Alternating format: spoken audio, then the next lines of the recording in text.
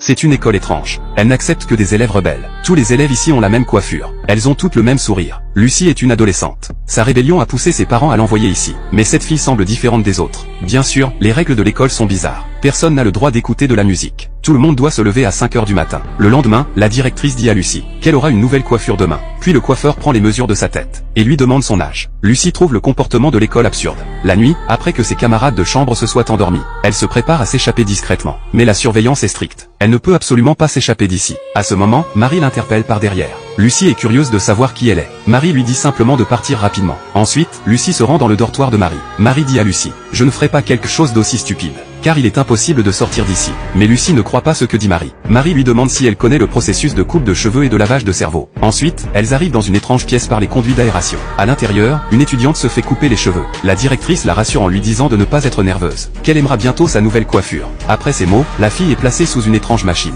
Quand un homme abaisse l'interrupteur, la machine émet une épaisse fumée. La seconde suivante, la fille est complètement transformée et devient anormalement joyeuse. À ce moment, Lucie heurte accidentellement un clou. Le clou tombe au sol en faisant du bruit. Les deux filles s'enfuient rapidement par le conduit. Lucie se demande pourquoi Marie n'est pas affectée. Marie explique qu'elle a subi une opération du cerveau étant petite. Une plaque métallique a été implantée dans sa tête. Donc cette machine n'a aucun effet sur elle. Puisque Marie sait comment sortir d'ici, pourquoi reste-t-elle encore ici? Parce que la fille qu'elle vient de voir est la sœur de Marie. Sa sœur a déjà subi le lavage de cerveau. Elle doit rester ici pour protéger sa sœur. Le lendemain, Lucie sort une boîte à musique pour que sa camarade l'ouvre. Sa camarade touche accidentellement l'interrupteur. Après avoir écouté la musique, elle ressent une violente douleur à la tête, mais retrouve ensuite son état normal. Lucie comprend alors pourquoi l'école interdit la musique.